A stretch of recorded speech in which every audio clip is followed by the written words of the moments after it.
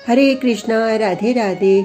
हम सभी खाटू श्याम जी बर्बरीक जी का चरित्र श्रवण कर रहे हैं।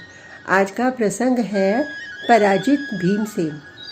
जुए में हारे हुए समस्त पांडव द्रौपदी के सहित घूमते हुए गुप्त क्षेत्र नामक शुभ तीर्थ में आए। चंडिका देवी का दर्शन कर थके मांदे होने के कारण वहां बैठ गए। उस समय वहां पर चंडिका देवी का गण भी विराजमान था।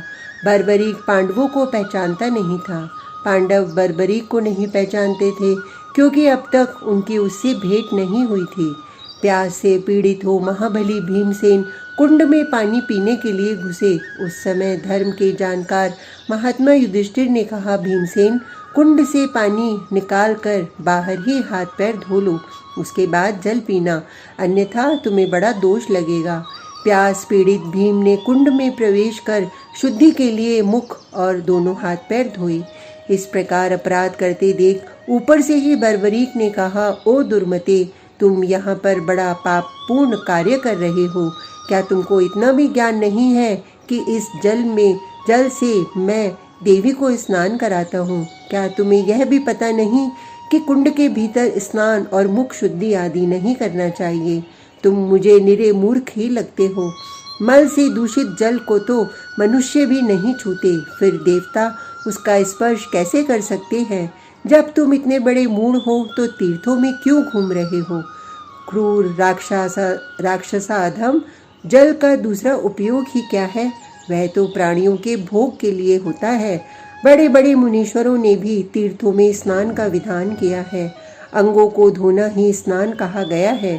फिर तू मेरी निंदा कैसे करता है? यदि स्नान और अंग प्रक्षालन न किया जाए तो धर्मात्मा पुरुष किस लिए पूर्त धर्म का अनुष्ठान करते हैं? क्यों कूप, बावड़ी और तड़ाग बनवाते हैं? बर्बरीक बोला, निस्संदेह तुम्हारा कथन सत्य है, किंतु प्रमुख प्रमुख तीर्थों में स्नान करना चाहिए। जो नदी आदि चर तीर्थ हैं, जिनके जल बहते रहते हैं, उन्हीं के भीतर प्रवेश करके स्नान आदि करना चाहिए। कूप, सरोवर आदि स्थावर तीर्थों में बाहर खड़े होकर ही स्नान का विधान है।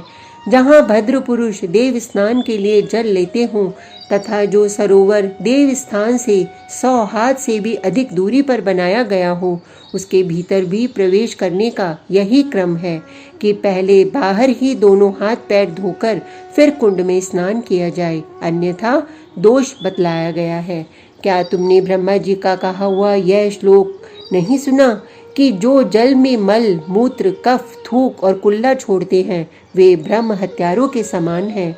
अरे दुष्ट, तेरे कौओं की तरह काएं काएं से मेरे कान बहरे हो गए हैं। अब तू अपनी चिंता के कारण विलाप कर या चिंता के मारे सूख जा, मैं जल पीकर ही रहूंगा।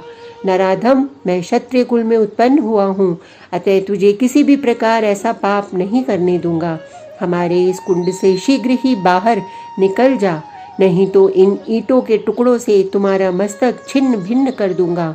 यों कहकर बर्बरीक ने जब ईंट मारना प्रारंभ कर दिया तो भीमसेन उछलकर सरोवर से बाहर आ गए। फिर दोनों महापराक्रमी आपस में भिड़कर गुत्थम गुत्था हो गए। दो ही घड़ी में भीमसेन दुर्बल पड़ने लगे। अंत में बर्बरीक ने भीमसेन को ऊपर उठा लिया और जल में फेंकने के लिए समुद्र की ओर चल दिया। समुद्र के किनारे पहुंचकर भगवान शंकर ने आकाश में स्थित होकर बर्बरीक से कहा, राक्षसों में श्रेष्ठ बर्बरीक, ये भरत कुल के रत्न और तुम्हारे पिता मैं भीमसेन है, इन्हें छोड़ दो।